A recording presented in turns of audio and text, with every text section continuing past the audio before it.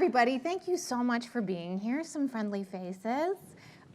So as Jessica just said, I host a podcast. I'm going to tell you a little bit about some of the projects that I've been doing as part of that podcast and how I got to meet JP and why we are here together. School teacher, podcast host, major synergy. I know you would never expect it. But before we start, I just want to get a sense of who's in the room. Our teachers, raise your hands. Okay, wow, holy shit. Okay, teachers. More admin, back end sort of people, okay. What about ed tech people? I'm loving the crossover. How about parents? Okay. And how many of you have your phone in your hand right now? Raise it in the air. Okay, yeah, all right. Perfect crowd, JP. They stacked it for us. This is awesome. Okay, so I'm gonna talk, then JP's gonna talk, and then we wanna hear from you. We wanna hear your thoughts on this subject. And if you have questions, we'd love to take those as well. But I think really we're hoping that this turns into a bigger discussion. So here's my deal. I started this podcast because I was a journalist. I worked for the BBC. I worked for Reuters. I reported on business, on technology. And then podcasts kind of took off about 5 years ago. And what I discovered was that the world didn't need another place to get more tech news. But what people needed was a place where they could sort of process how their lives were changing because of technology. We all know tech is changing the way that we teach, the way that we parent, the way that we work, the way that we get to work, where we work, everything. And what I discovered was that my listeners were feeling unmoored, and they wanted ways to sort of figure out how to do this tech thing better.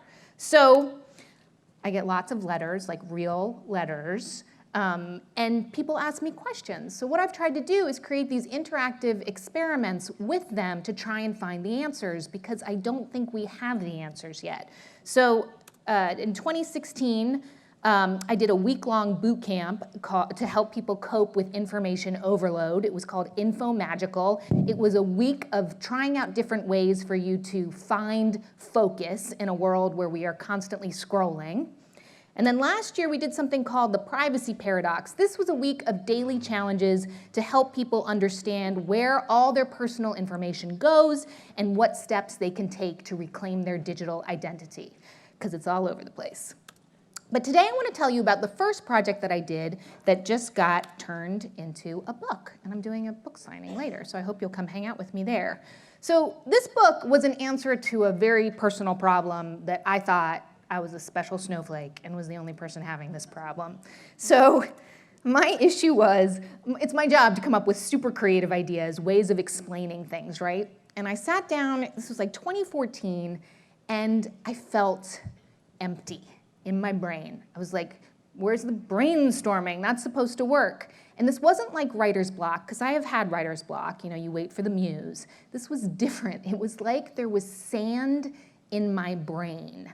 And I was like, well, when have I had my best ideas in the past? And I thought back, and it was such a cliche. It was when I was waiting in line to get my cup of coffee, when I was sitting on the subway, staring off into space. It was basically when I was doing absolutely nothing. It was when I was bored that those aha moments used to arrive. And then I realized, like, oh crap, I'm never bored anymore. Like, I don't think I've been bored actually since 2009 when I got an iPhone. And so I started to wonder, like, you know, could I be missing something? Is it possible? That's where you're supposed to laugh. Right, it's so fun. I think it's hilarious. Are there consequences to not being bored, to never letting yourself space out ever again? And so I started talking to neuroscientists and cognitive psychologists. And it turns out that when we get bored, we ignite a network in our brain. It is called the default mode. And in the default mode, we do some of our most original thinking. In fact, scientists even refer to it as the imagination network. So this is when you're folding the laundry, or you're just lying on your bed, not trying to meditate. It's different than that. It's when you're just letting your mind wander. So in the default mode, that's when we will take one separate idea, take another one, smash it together to make something new. It's also when we do something that I had never heard of called autobiographical planning. This is when you look back at your life, You take note of the highs and the lows, and you build a personal narrative. And then you figure out, like, where am I gonna go next? What are my goals? How am I gonna plan the steps to reach those goals? Your entire theory of who you are yourself, why you are on this planet, that all happens when your mind is wandering. But we can't tap this brain power if we're too focused on tapping our phones and our keyboards. So after learning all of this, I said to my listeners, I was like, are you guys feeling like your phone has taken over your life? And would you be interested in maybe trying to see if we could disrupt the way that we use our phones and see what would happen? So I put out the call, and I thought like a couple hundred people would sign up to do it. 20,000 people signed up in 48 hours. I am so not a special snowflake. A lot of people were dealing with this. And their top 3 reasons that they gave me why was that they think that their tech is messing with their productivity, they feel addicted, and that they worry that it was affecting their physical health. People like Karin. This is where the audio plays that we checked so carefully. There she is. Was desperate. I'm gonna go back, hang on. Hi, my name is Karin. I am a New Yorker, born and raised, and was desperate for this bored and brilliant challenge. It's perfect. I needed it. I've definitely developed some compulsions for Facebook, Instagram, checking the news, checking email, replying to email right away, texting, hunting for funny emojis. I just need a break from my phone because I'm not sure that these activities really add all that much value to my life, and they certainly take up a lot of my time. Okay, so here's how we did it. Every day for 1 week, me and Karin and 19,998 other people woke up. We got a newsletter in our inbox with a hack, a little behavior tweak to try that day. And they also got a corresponding podcast that explained the science and the tech behind why we had asked them to try that little behavior tweak. So let me give you an example. Oh, also, because people love data and love tracking themselves, we partnered with a couple apps that measured how much time people were spending on their phones and how many days they were, or how often they were picking up their phone. Because that was my issue. It wasn't really the time, it was the, I just got in the elevator, let me check my phone. Oh, I'm getting out of an elevator, let me check my phone. Because something may have happened in the last 0.2 seconds that I got in and out of the elevator. It was becoming a compulsion. So collectively, we discovered that before our week of challenges, we were averaging, our group, just over 2 hours a day on our phones and checking around 60 times a day.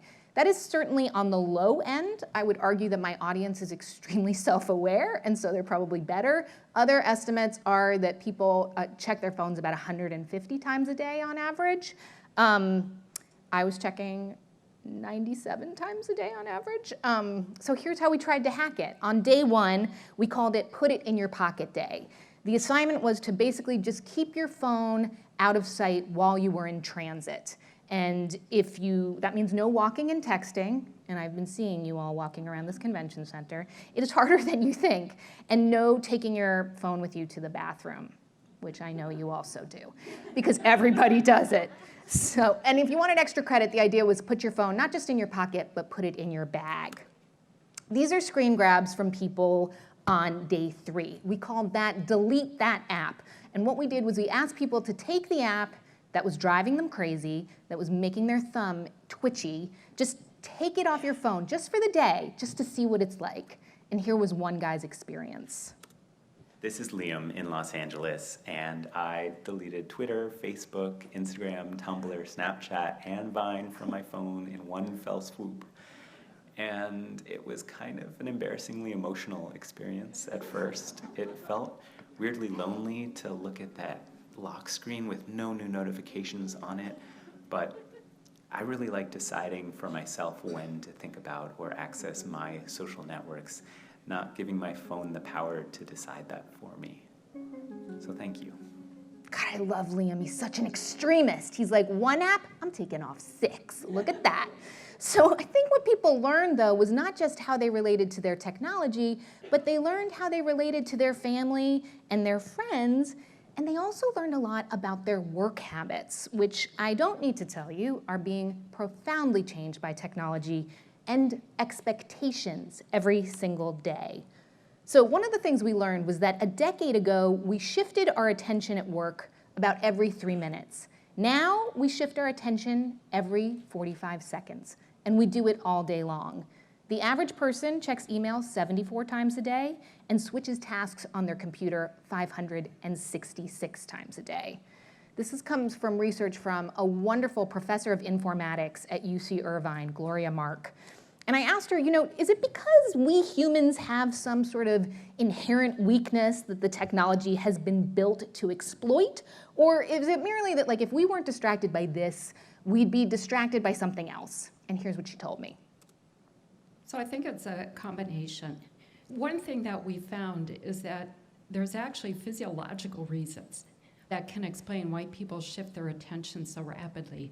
So we find that when people are stressed, they tend to shift their attention more rapidly. We also found, strangely enough, the shorter amount of sleep that a person gets, the more likely they are to check Facebook. So we're in this vicious, habitual cycle. Come on, doesn't that make total sense to you? Isn't it when you're so tired at the end of the day and like you should be listening to your children breathing softly, but you're not doing that. You're going like this. And you're not, okay, I'll speak for myself. I'm going like this and not even reading what I am scrolling past. Another couch, another couch, another couch, another couch. It's like my trigger sign. I know that that is when I am tired. And I think because from what I've observed and what I've learned from all of these interviews is that we are collectively confusing productivity with being reactive, right? We think that because we're responding, I'll be here, I'm almost there, I'm almost done with that report, that is actually being productive when we're not doing the deep work. It's the constant conversations on GChat or notifications, and we have come to expect these constant interruptions, and in fact, we start to look for these constant interruptions. So I think it's a miracle, first of all, that we're all here, and I'm having eye contact with so many of you, and it's making me super happy, so thank you for that. But the big question is, how does this relate to our kids, right? The future, because we're screwed. But them, let's talk about them. Instead of telling them to switch it off, which is not really an option, our phones are wonderful. Our technology connects us. We have access to more information and people than we have ever had before. Those are wonderful, wonderful things. But I think we need to get into the weeds with students about why we behave so often the way we do around our technology, explaining that this cycle of checking is tough to break because the business models of these apps and platforms are built on spending time with our eyeballs. It's like the old saying goes, if the product is free, then you are the product. So I was super gratified to find out that Bored and Brilliant turned out to be really popular in lots of high school classrooms and college classrooms. We did have a preschool teacher who tried to do it with blocks and stuff, which I thought was adorable. But anyway, I had this wonderful conversation with one teacher in Florida, and I loved his insight. I want to play that for you. All right, everyone. So last week, we talked about the Bored and Brilliant project. How many of you are going to participate? Yeah, wonderful. So what did you observe after they did it? What did you see? Was there I don't know, twitching? Not twitching, more eye contact, actually. One of the things that we're in a pretty tech-saturated classroom, so they're always in front of screens of some sort. And I think part of what this project actually also did was try to highlight for them that from the moment they wake up till they fall asleep, there are always screens in front of them, whether it's their mobile screen, a screen in a classroom, a desktop, or a projection screen. And so to actually have them delete an app or to begin to put the phone away from their body was another good one. You saw a lot more of their eyes. They were looking at each other. And even though they sat right next to each other every day, it was a different experience, I think, for them. I'm starting to hear this so often from educators, and I personally believe this very strongly, is that we need to think about teaching things that we've never had to teach before, like conversation, listening, eye contact, responsiveness, downtime, and maybe even boredom. And this has to be a part of digital literacy. It's not that digital natives don't feel or know these things. It's just that they don't get prioritized in our hyper-quick, saturated world. So I just want to backtrack for a minute. At the end of that week, we, 90% of us, cut down on our phone minutes. 70% just had more time to think. People said they slept better, they were happier. My favorite note was from a guy who said he felt like he was waking up from a mental hibernation. I was like, oh, you're like a bear. But 2 years later, I'm writing the book, right? And I'm like, well, does anybody remember this like weirdo experiment that we did? And did it have any lasting impact? That's what I wanted to know. So I put out the call, and guess who got back in touch? Liam.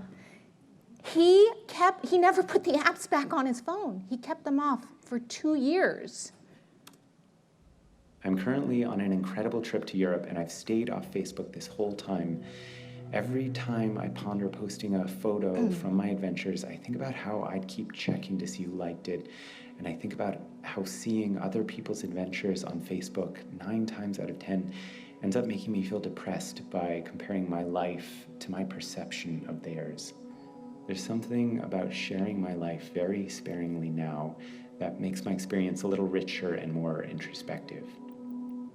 You've got to love Liam, right? He's an actor in LA. Does that answer a lot of questions about who is Liam in your mind? It did to me. I was like, oh, that's where the drama comes from. Okay, love him. So since the book came out, this is in September, I have been traveling across the country, and it has been so fascinating. It's been like I have my own listening tour, right? Here are the people who come to see me. They are parents who are battling with their kids over screen time. They are employees and their managers who are really worried about workplace burnout because the pings are driving them crazy.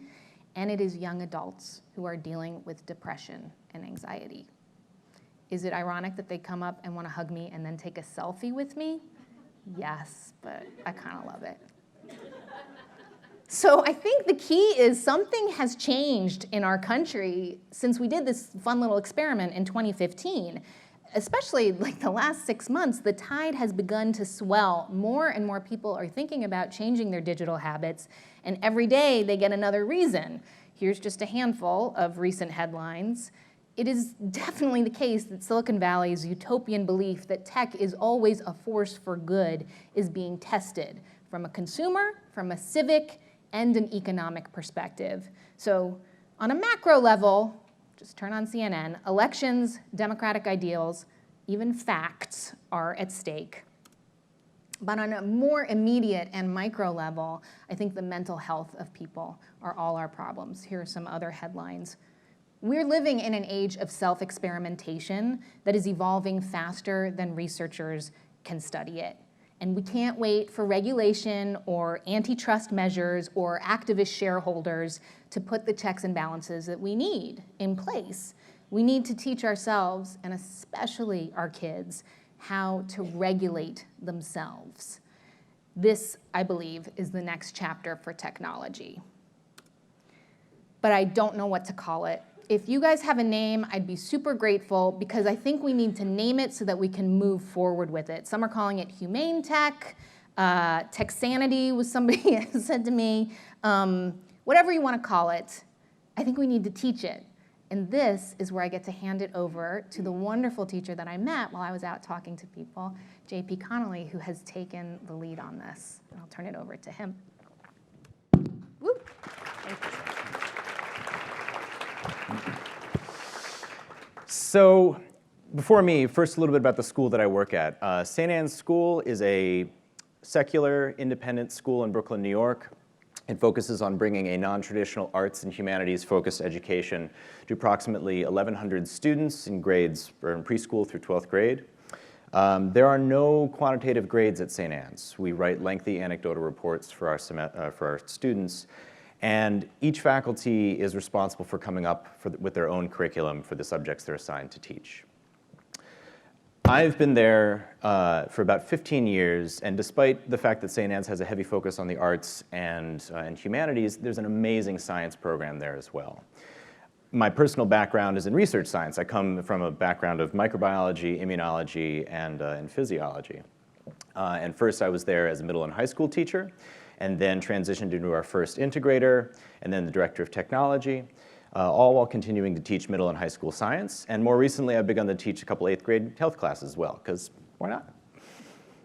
And the timeline that mirrors my career in education at St. Anne's is a really interesting one when you think about technology.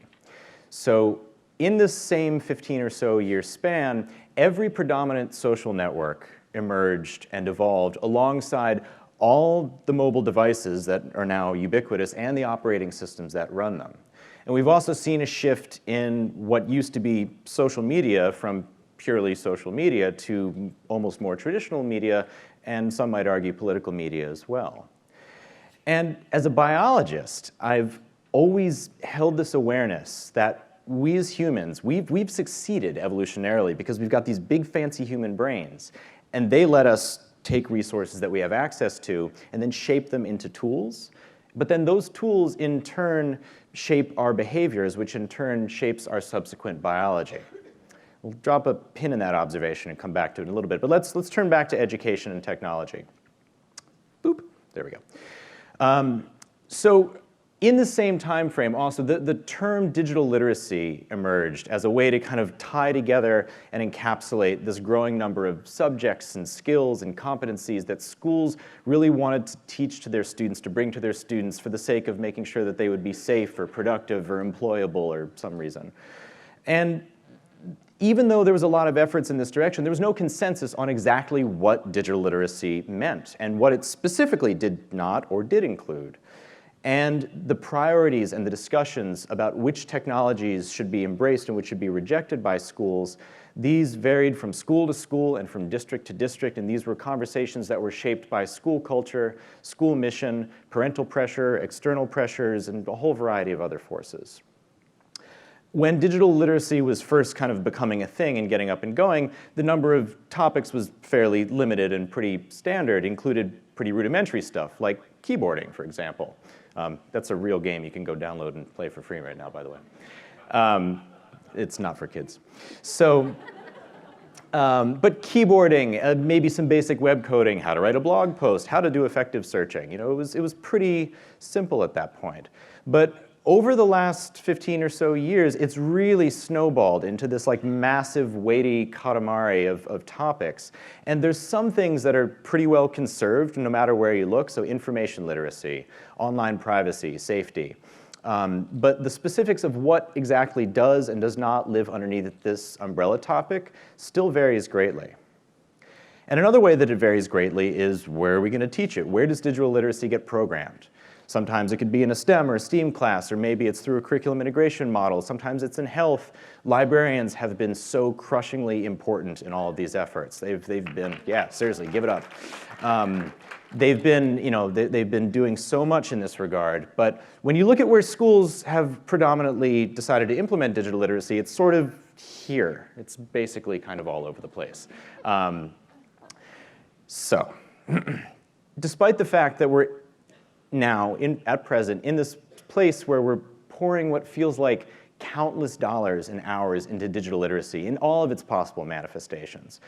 In my classroom and in my own life as a digital citizen, I could see that something essential was missing from all these collective efforts. And it felt like in schools, we were always working reactively to address what seemed like a kind of treadmill of new types of student behavioral and health challenges that all had some sort of online component.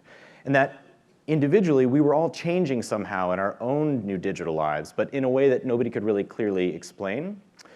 I'd been teaching the same ages for about 15 years, and the students were somehow different socially, academically. And it felt like all of this was kind of all around and under my nose, but I couldn't define anything well enough to take action. And fortunately for me, this is almost exactly when I met Manoush. We were lucky enough to have her come as a keynote to a New York area meetup for librarians and technologists that I help organize.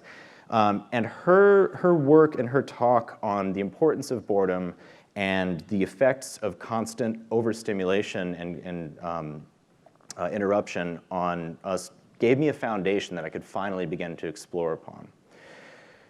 And this was also around the time that the digital literacy, the digital industry, there we go, begun outing itself in all kinds of interesting ways, pulling back the curtain on their very deliberate and very exquisite efforts to make their products addictive and to even try to have them engineer our behavior.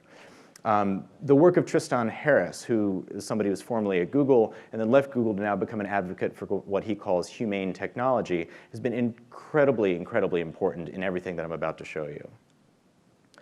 And this was also the time that the neuroscience and behavioral research spigot opened up wide, and there has been a constant flow of new research coming out on a month-by-month basis that explores the impacts of digital use and distraction, all these things and their effects on anxiety and sleep, cognitive ability, interpersonal behaviors. And I dove into this body of new research, and all of this together finally tied something together for me.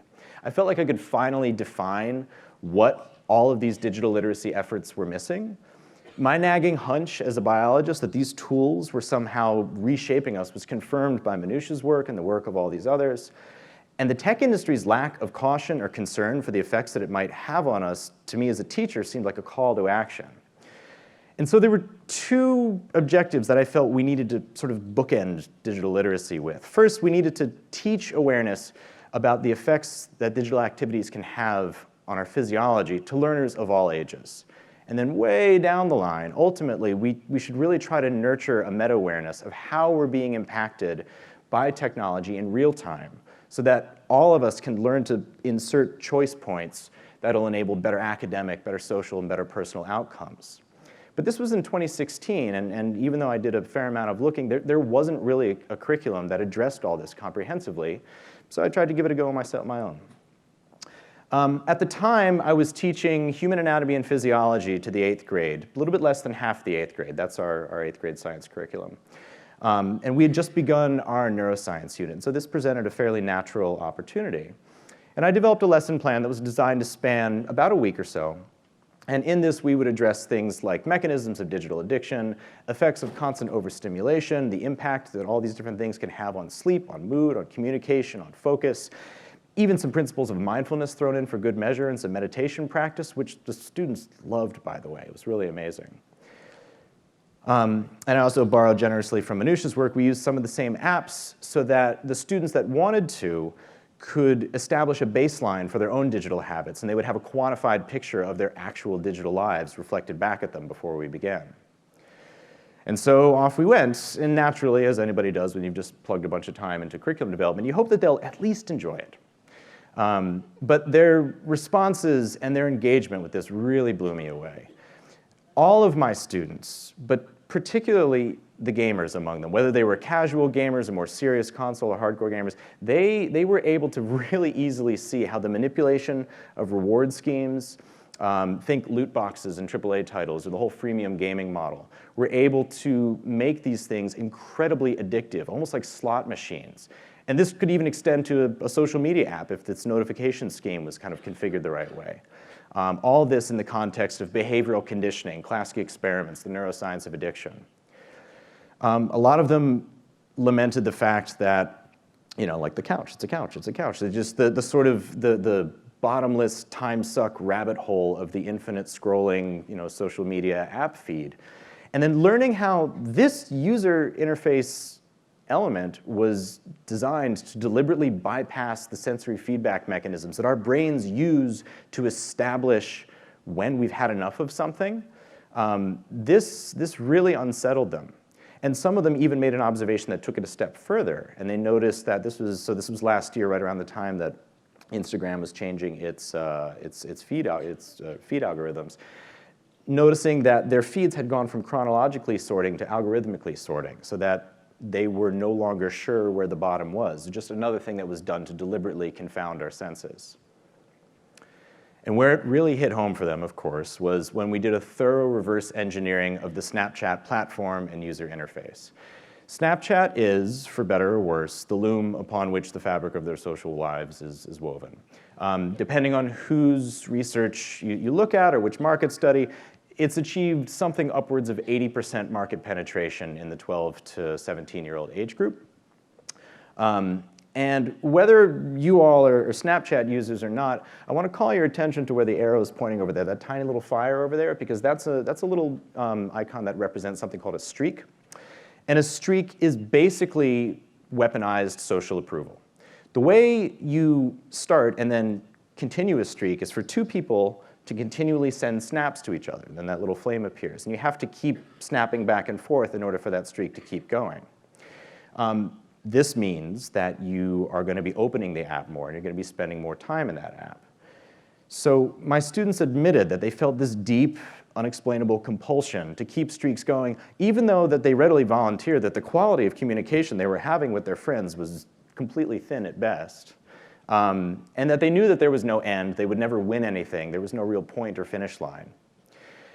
And so for them to hear that there was, in fact, a biological basis that they were so passionately seeking this kind of reciprocated social approval, but that this was the very thing that was being weaponized and used against them to draw their time and their eyeballs back into this app, made them feel both a little better and a lot worse at the same time.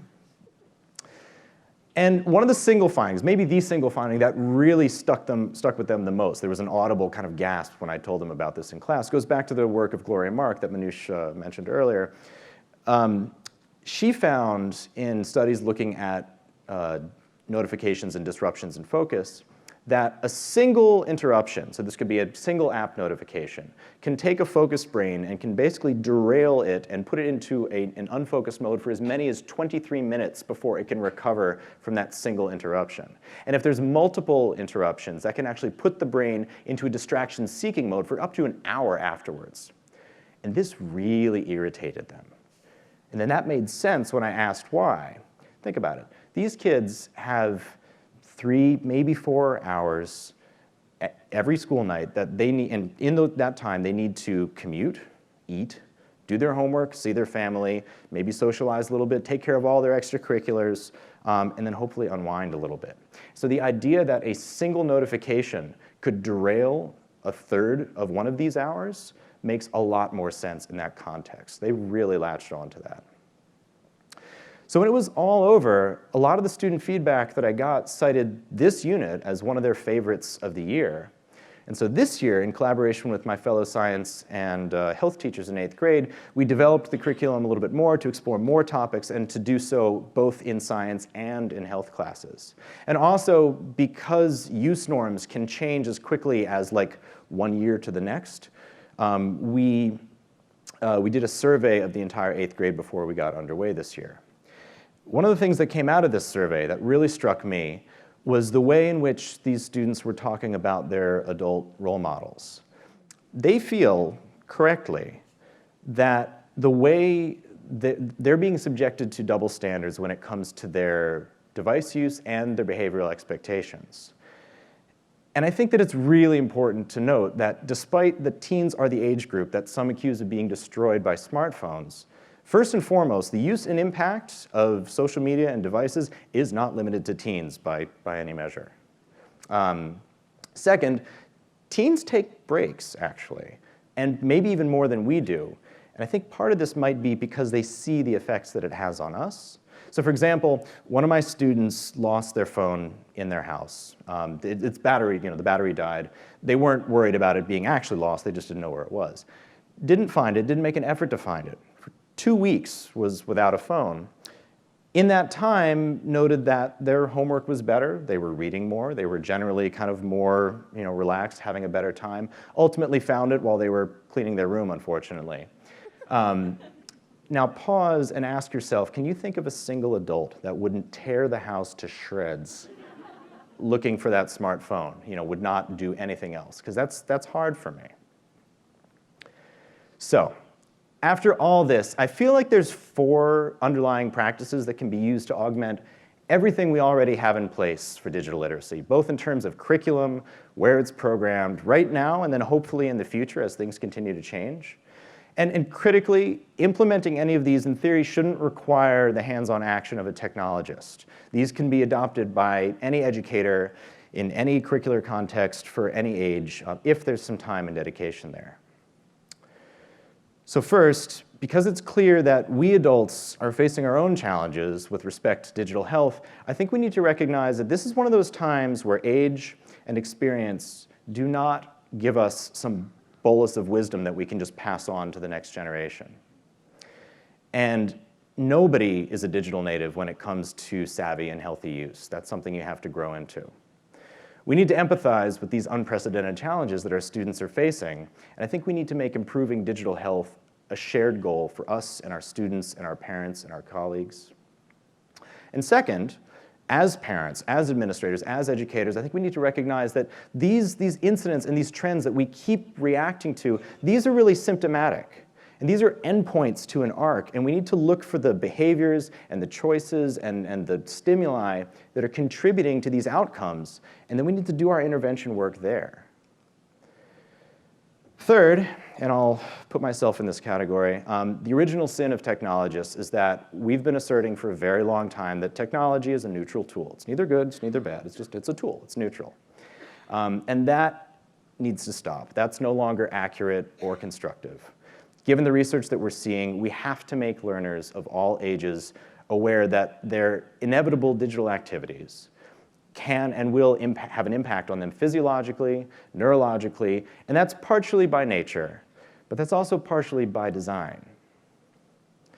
And finally, we all have to nurture and practice and model a meta-awareness of the impact that technology is having on us so that we can be mindful about our own physiology, our own behavior, our emotional states, and modify our choices so that we can work towards creating better outcomes over time. We'll take some questions in just a minute, but here's how you can get in touch with me and Manoush. And I think we're going to open it up for you for any questions or discussions. There's a microphone in the middle, so if you'd like to, if you have an observation or a question, come on up and we'll chat.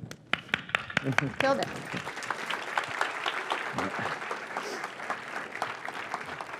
Oh, come on. It's always the first person. I want to know if anybody else is There we teaching go. this. Thank you. Yay. Seal's been broken. Hello, my name's Robert, and I am a technology integration support coordinator in San Francisco Bay Area. And my question is mostly addressed to JP.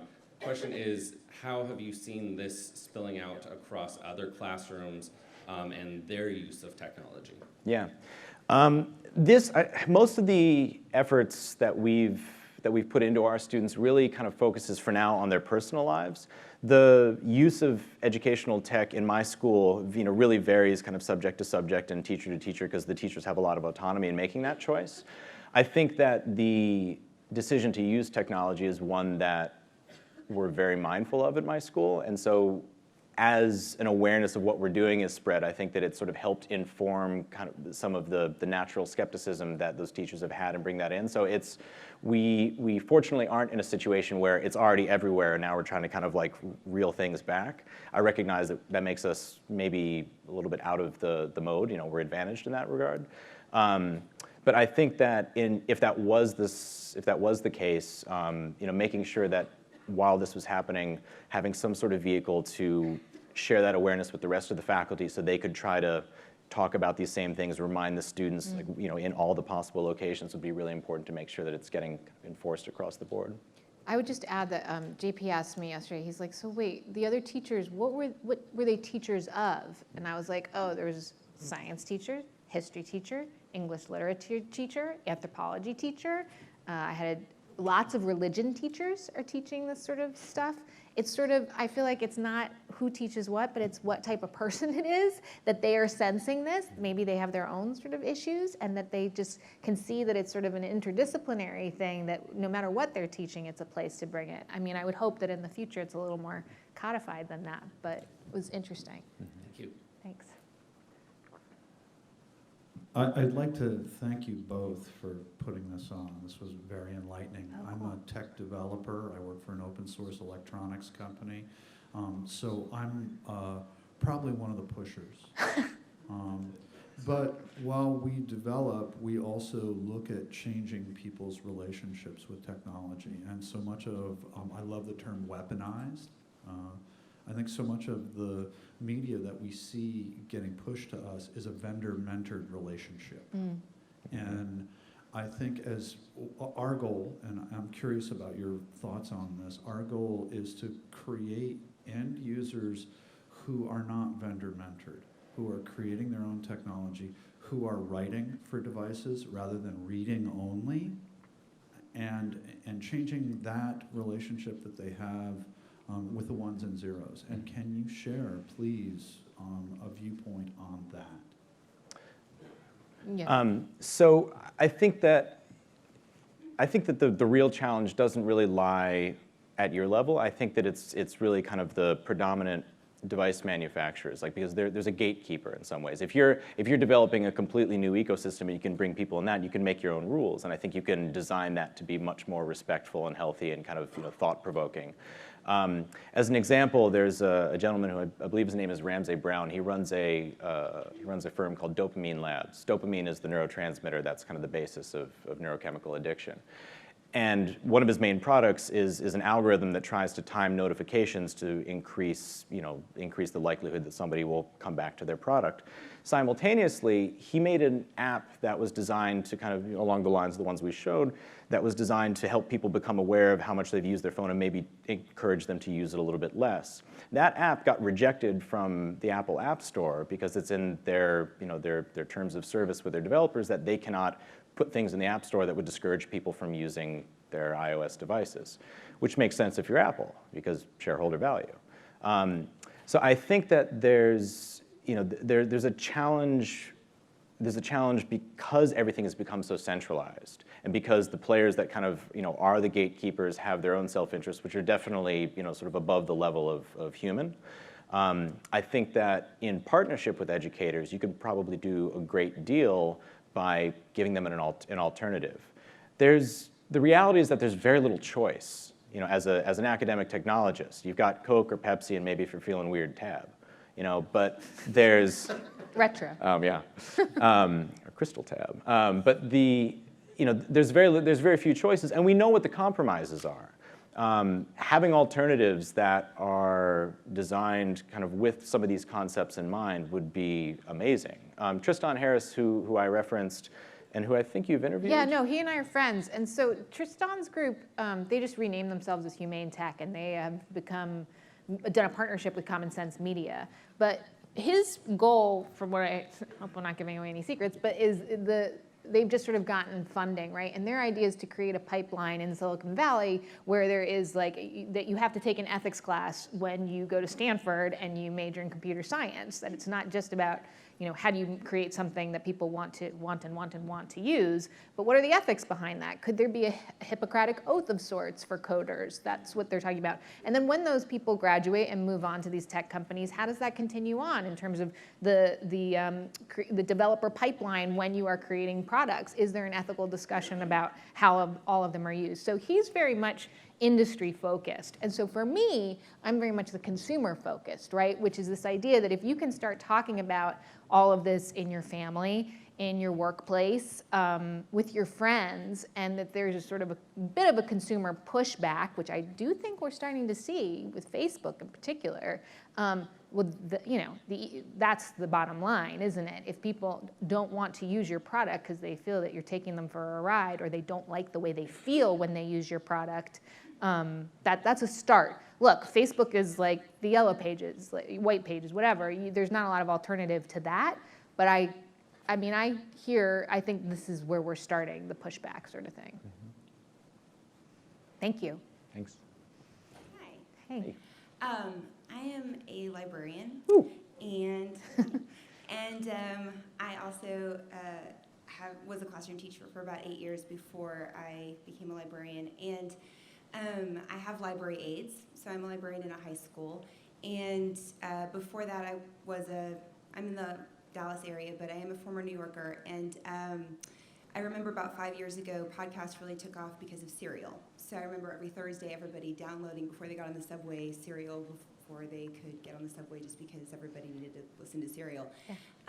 And so when I started working in a library, I thought we could start a podcast just because I thought in this culture, kids are so hyped to binge on Netflix that if I could get them to binge on something else that they would, that would be edifying in some other way, that they might get, hyped to it. But they're kind of slow to pick up on it. Some of them will listen to podcasts and some of them won't. In our district, they're very big on green screens, but I thought that my students are the type that are driving, so they're not going to be in the backseat with an iPad. They're going to be the ones that are listening. And so I posed this to them that we would start a podcast, and they weren't really into it until they had the idea that they wanted to basically place me and another teacher against them, versus millennials versus Gen Z. And I was like, I'm not a millennial. And they're like, yeah, you are. I was like, no, I'm not a millennial. And they're like, what did you think you were? And then they said, there are not going to be any more avocados because you guys are so into your avocado toast that there won't be anything left for us. And that's when I was like, oh, it's on. So we're going to have a Gen Z versus millennial. But in the midst of this, while we're talking about having this, I do want to use it to sort of talk about some of the positives and sort of what we have in common, because while they are digital natives and we sort of are and aren't to some degree, one of the things that they do talk about a lot is that they feel oversaturated sometimes with the way that they're almost forced to use digital, devices in their classroom. We are one-to-one, and as a librarian, whenever I ask them, would you rather have an ebook or would you rather have a hard copy, 100% of the time, whether it's been elementary or it's been high school, a hard copy of a book every single time. They would rather have a hard copy of a book.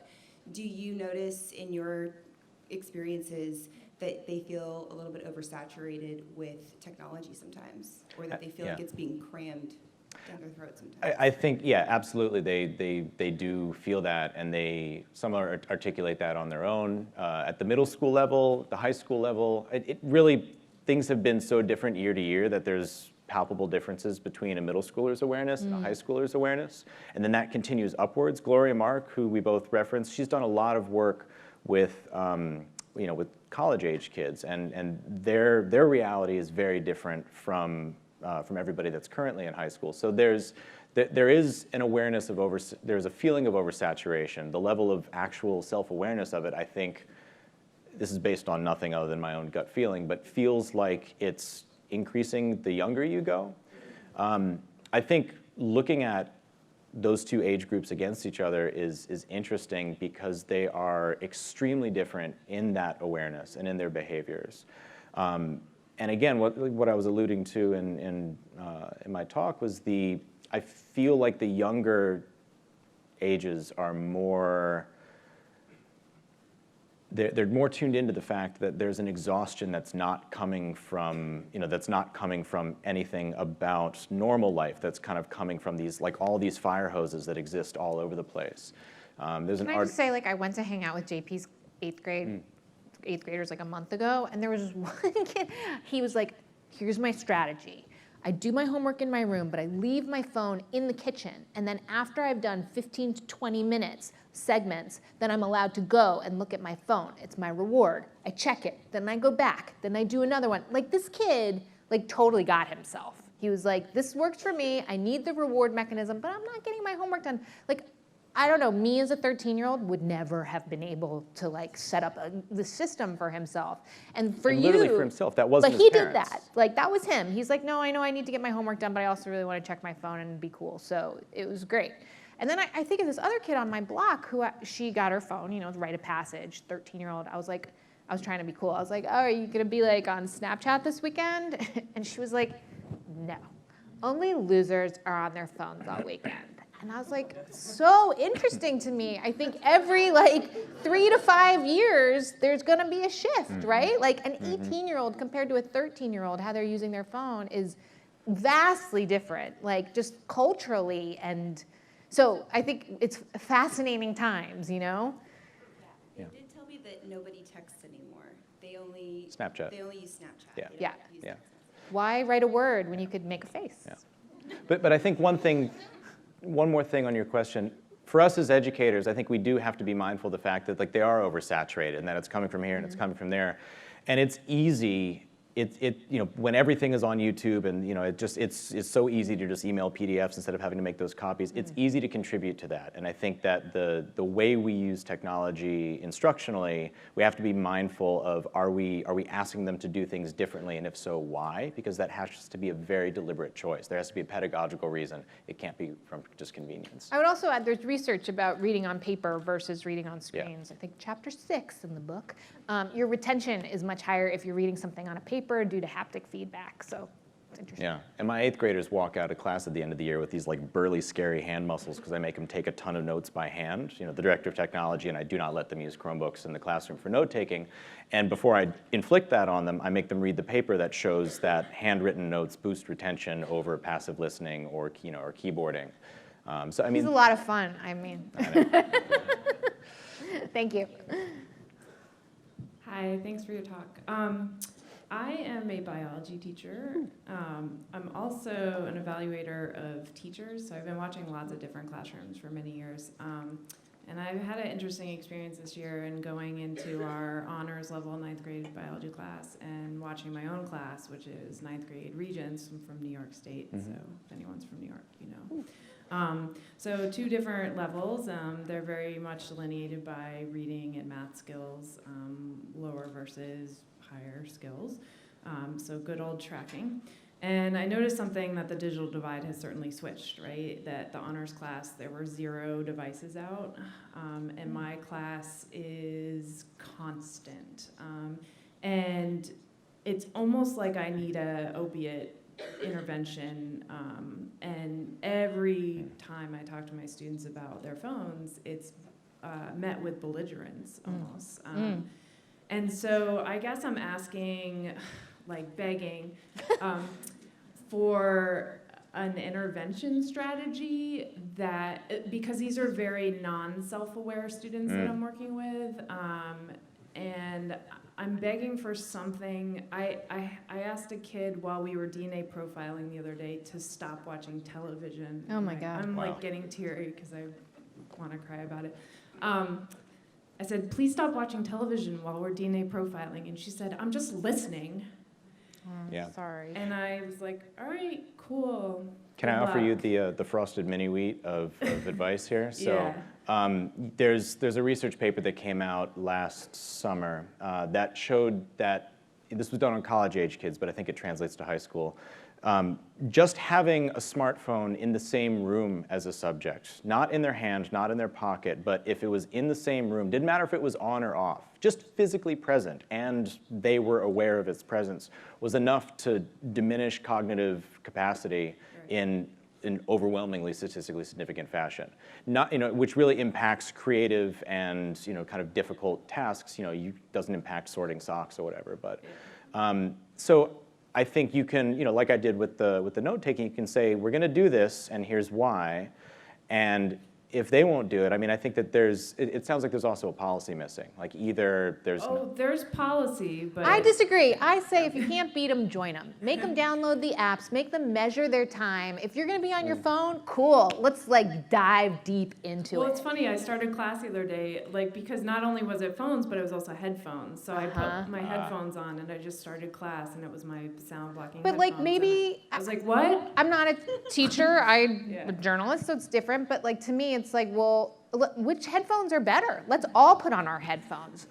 People love quantifying, they love comparing, they love testing things, and I just think it's an entry. It's this animosity and this struggle that we have. I see it with my kids. The more I dig in, the more they dig in, right? About time spent on the iPad, and I just feel like it's not working. Right? Yeah. For any of us, it's not working, the off switch. And we need them to be on it some of the time. So how do we do it so that it feels a little bit more, maybe even fun and educational? Right. And that's where I've seen results. So that's good advice. I'm just watching a girl who's failed twice now. Oh, I know, it's heartbreaking.